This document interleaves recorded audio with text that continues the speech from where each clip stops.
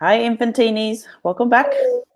Back again for another live here. So Infinite Days of Our Lives, our new series. For those people watching on YouTube, welcome. Yes. And we're going live most days in the Facebook group. So come over there and join us if you haven't already joined. So the Facebook group is facebook.com/groups/infinite play. And Yes. we're all about playing with other infinite beings so we can create new realities and get to do what we love to do here in life and expand a lot more. Yes, so yesterday we had a chat about the idea of awakening, and the idea we were pondering that we heard recently was that awakening is a one-time thing. You wake up once and then that's it, you're awake, and the rest of the journey is about your expansion of your awareness of that. So sort of having a discussion, I guess, and not say questioning, but having a discussion around where that sits, because a lot of the personal transformation industry talks about awakening being a lifelong journey, and then we're constantly waking up to new and new levels, or we need to actually still awaken. We're not, fully awake yet, and that type of concept. So we were talking about this idea of you awaken once and then it's just the awareness, and that feels a lot more true for us. So check out that conversation and see if that where you sit from the spectrum of that conversation.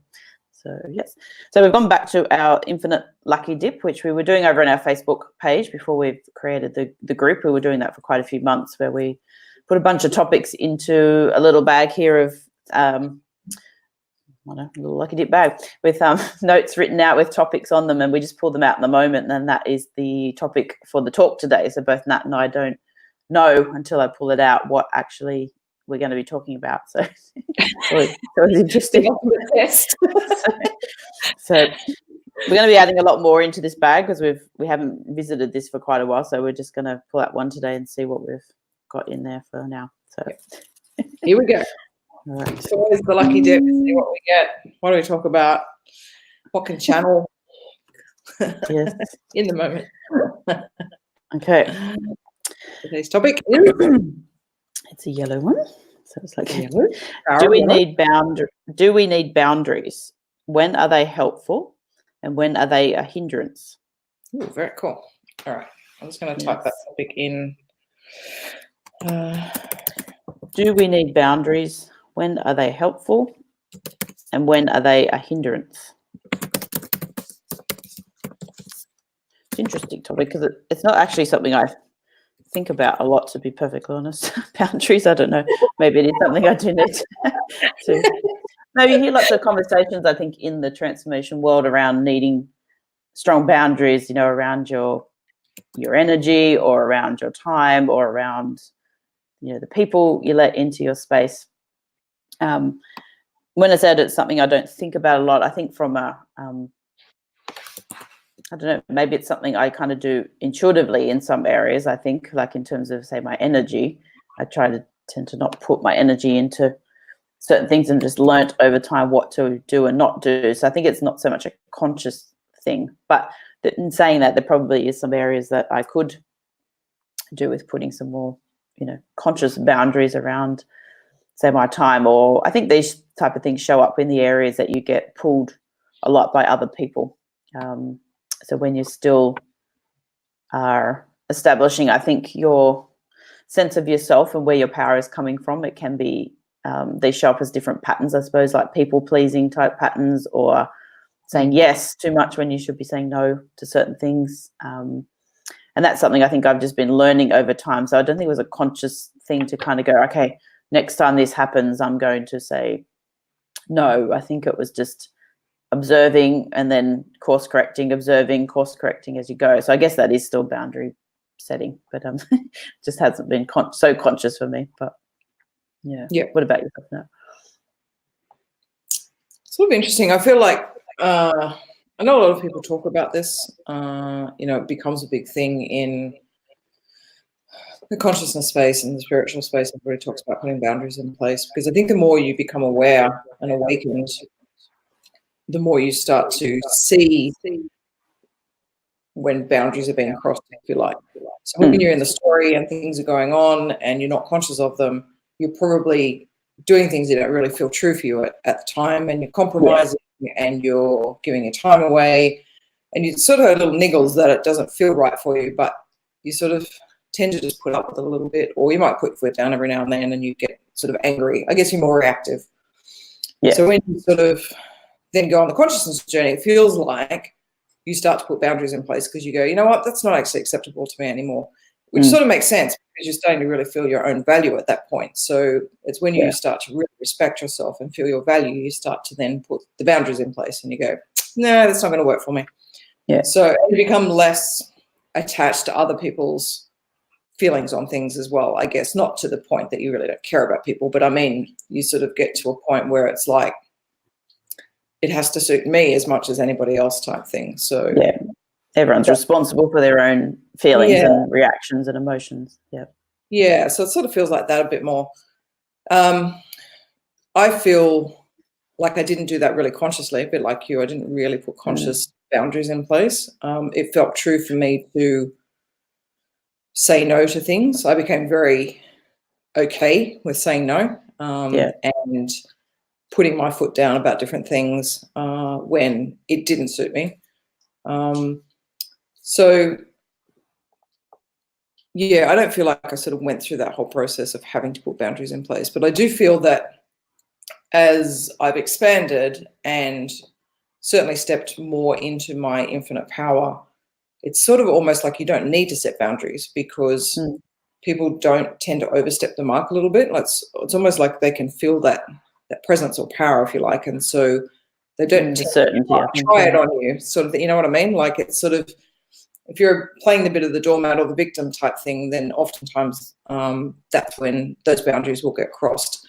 And it's almost for a reason, because if you are playing victim or you're playing the doormat, then that, I guess, infinite part of yourself, or as you know, some people would say, that the universe is going to send you a lesson, and it's pretty much to just wake you up to that point. And so you will have people crossing your boundaries over and over and over again until you go, you know what, I'm not doing this anymore. So, you notice you get more frustrated or more angry, which is usually a sign that somebody has overstepped a boundary that maybe you're not even conscious that you had for yourself, but you get sick of it eventually, and then you kind of go, okay, that obviously is a value of mine, and it's not being met, or it's being ignored or walked over, as you said. So you'll only put up with being walked over for so long, and then you'll generally step up and go, no, I'm not doing that anymore. So I sort of feel that the more you step into your power, then those boundaries don't get crossed because people won't try it. So I think you're more likely to kind of speak up for yourself too, or just say, be okay with saying no. Because I was going to say, it feels like that too. When you do step into your own power, you're totally okay with saying no, and you don't actually consider it sounds funny when you say you don't consider the other person, but it's more you're not carrying that person's experience in life anymore, because it often comes down to, when we go back and examine why we keep saying yes to things, it's oftentimes because we get something out of it. Obviously, we feel good about ourselves. It could be just a pattern that we've played forever. Like, I know that was one for me, like a people-pleasing type pattern that I got a lot of sense of self-worth from, until it got to the point of like, no, I don't need to do this anymore. And then I would get frustrated with it. So then I had to kind of sit back and look at what that was about, that frustration, because like, well, I'm the one saying yes. So I could say no. Like, it's not the other person who's forcing me with a gun to my head, to do something. I'm the one that's either offering or going out of my way. I'd be the one that would sort of go out of my way to sort of, put myself in like situations where it's such a hindrance to what I'm doing, but it would be okay for the other person to make it easy for them. And then you sit back and kind of go, why am I doing this? Like, I'm not getting anything out of this at the end of the day. Like, it's kind of, okay, you might get at that sort of little hit of that self-worth thing, but the rest of the time is like your times get sucked up. You're feeling rushed, or you're trying to do three things at once, that type of a feeling. And you're kind of going, okay, this is not working anymore. So when you do step into that, I feel like that more into who you truly are, you feel the alignment when somebody suggest something to you. So whether they invite you to an event or something, I've been doing this one more lately too, is like, rather than feeling obliged to say yes and go to certain things, and this could show up as family things too. This is probably going to start coming up for people now around Christmas, with Christmas events on. Should I go and say, if you're a traveler, then should I go and visit family? Should I not go and visit family? You get invited to Christmas parties or work parties, and I talk to different friends, and they're just so worn out from going to so many different things, feeling like they have to buy presents for everybody and do this and that. And I'm just like, God, I'm so unplugged from that quite a few years ago. And not saying people have to do that, because if it feels true for you, you do it. But so many people are not doing it because it feels true. Like it's completely a pattern or a habit or an obligation that you feel like you should do it. And everyone is probably feeling exactly the same thing. But nobody wants to speak up and be the one to not be seen like I've got the Christmas spirit, and it's kind of like, so it's a be a good time of the year actually to practice some of this stuff, I think, in terms of, I check in now, like if somebody invites me to something, I just really check in with how I feel energetically about it. And if there's a little slight bit of like, don't want to do it, like, it's just like, no, honor that now and say no. Like that's the honest feeling, is like, I know I actually don't want to be there. I've actually got, there's like better things to do with my time, but it's more like in that moment, that is not a true thing for you. So you need to check in and see where you actually do honestly sit on the scale. And that's going to feel really hard in the beginning to start saying no to things. Or maybe you do say no to certain things, but in a certain area you always sort of feel obliged. And so that maybe this is a new thing that you need to start practicing, about really checking in with how you feel about it before you say yes. Or you can go back and change your mind too. That's the thing. Just because we say yes to something doesn't mean we can't go back and go, you know what, I've been thinking about this and this actually doesn't work for me. I've had to do that with work projects before. That type of sense of taking on something, but kind of intuitively there's this little niggling thing that kind of goes, not sure about that project, but you may take it on at the time because there was some agenda behind it, like, oh, but I would like the money from that, or this would be really good in my portfolio. I could tell that, like that type of little sense. And you have to kind of check in and go, you know what, this is actually not the best thing for me right now. And sometimes by saying no to something, you're creating the space for other things to come in. So I guess it's what boundaries can be about too, is that being really true to what lights you up in life as well. So if you keep saying yes to things that aren't that, then there's no space for anything else to come in. You can't start doing the things you love doing if you keep saying yes to things that you don't want to be doing. So it's just very true. Physics kind of thing, I suppose, too, that there's no space for anything to come in. It's that they call it the law of vacuum. Where you take something away from that space, and it's going to fill with something else. That's right. It has to be replaced. It can't be void. So it is interesting. I agree totally that the more you say yes to things that you're half-hearted about, then you're going to keep getting those experiences. If you really do put your foot down and go, no, I'm only doing 10s from now on, stuff that is like 10 out of 10 for me that I really want to do, then that's what you'll keep getting. You'll keep getting those experiences starting to show up in your life, and that's not a bad way to live. But I sort of do feel that once you step into your power, then this sort of stuff really does fall away, because you are so aligned with your intuition.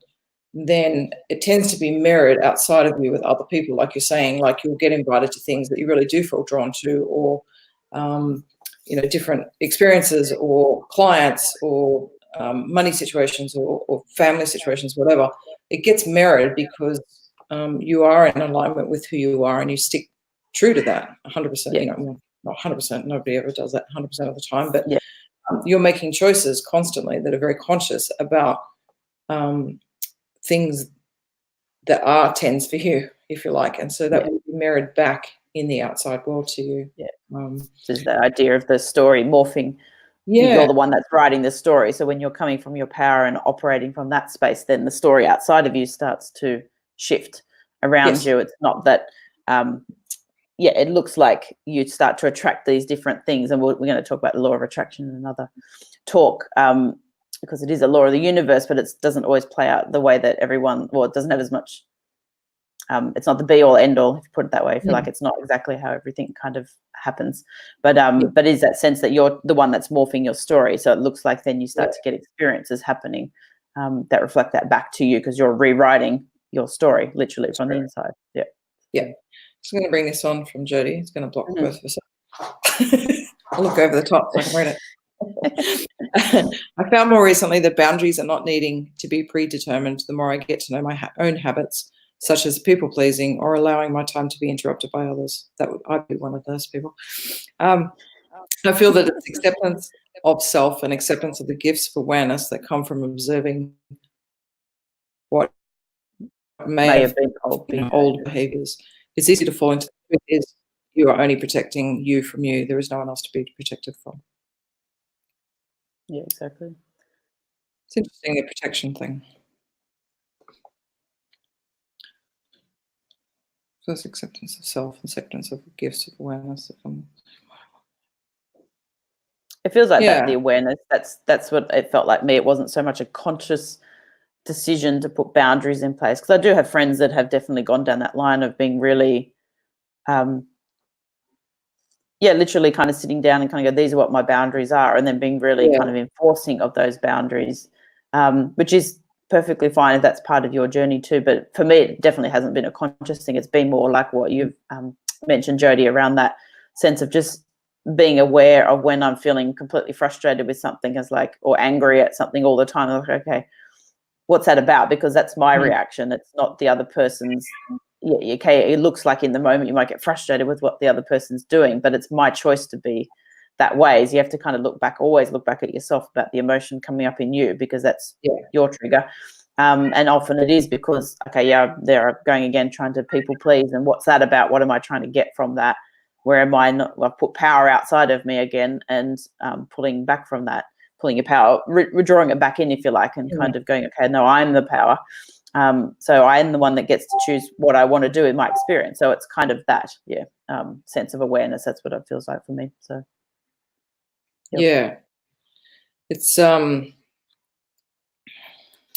Jody just sent me a message.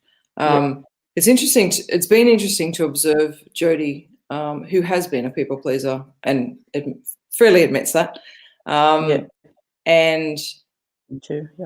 Particularly being interrupted with her time by other things. So I've done that, and many other people have done that. So crossing that sort of boundary of like something technical will come up for me, and I'll go into her and I'll say, "Oh, can you help me with this?" Or, "Do you know the answer to that?" Or what's this? What's happening with their bank account? Like all the stuff that she tends to take care of. I was getting to a stage where I was sort of basically just walking up to her while she was working and going, "Oh, so can you just help me with this? Like, or can you, how does this work?" or whatever. She'd like what she's doing, and she'd come over and she'd help me and stuff like that, which is really appreciative. But I didn't realize it. Well, I should have realized, but I didn't, that it was interrupting her, like it was interrupting her flow. So she, bit by bit, really did start to put her own boundaries in place and like pull me up on it and going, "I'm actually really busy right now, so can you come back later and we'll talk about this?" And it's like, "Oh yeah, okay, sorry, yeah, all right, yeah, cool." And I didn't do it like to not be observant of her type thing, but it was just like I had in my mind what I needed to get done, and so I went and did that. I approached her about that. So it's been interesting to see her bring her boundaries in place and my reaction to that as well. So now I will second guess about whether I should go and approach her about something. Or, if we're sitting in different rooms, we might Skype each other. I might message her and go, "Have you got a moment?" So then it's sort of just that courtesy, I guess. I brought that courtesy in now because I'm actually more considerate of her.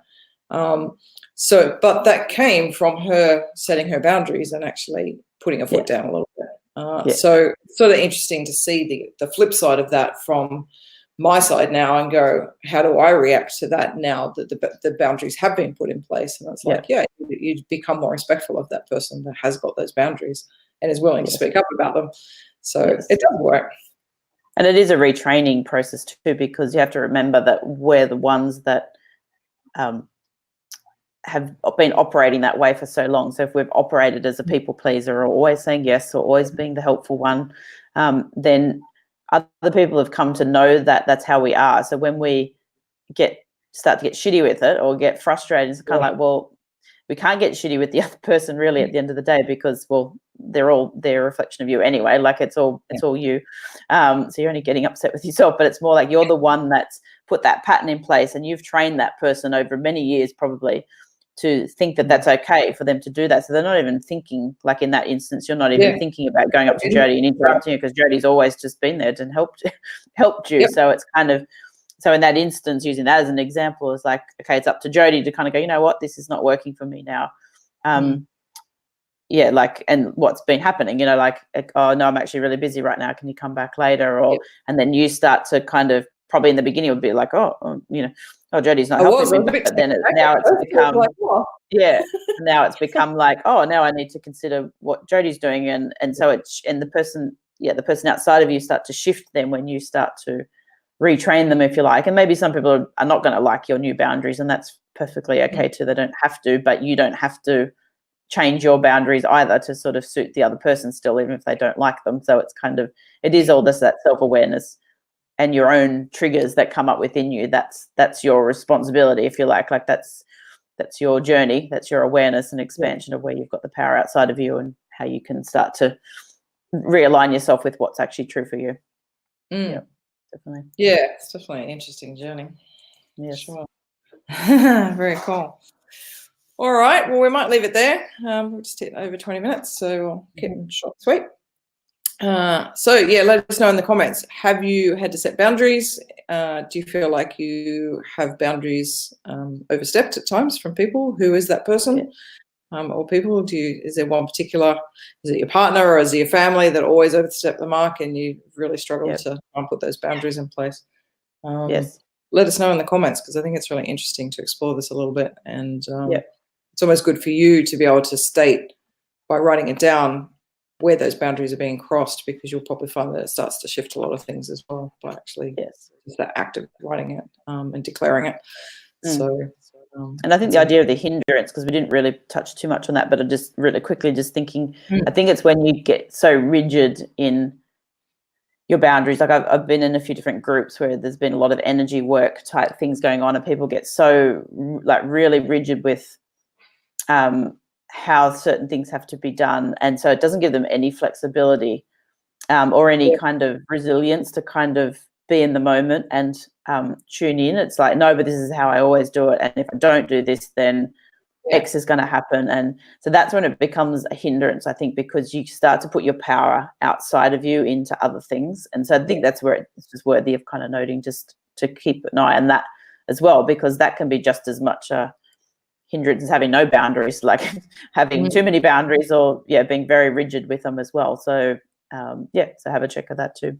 Yeah, 100% agree with that. The rigidity of boundaries can be just as detrimental, for sure. Yes. It's a question why you need such rigid boundaries too. So if you're infinite and you're all the power, then why do you need such? Yeah, that's right. Everybody is just you at the end of the day. It's all your reflection. So cool. So let us know. Thanks for joining. Yeah, thank you very much for joining. If you're in YouTube, come on over to the Facebook group. We hope to see you in there soon to come and play with us. Yes. And we'll see you all again tomorrow. Yeah. Okay. All right. Bye. See ya.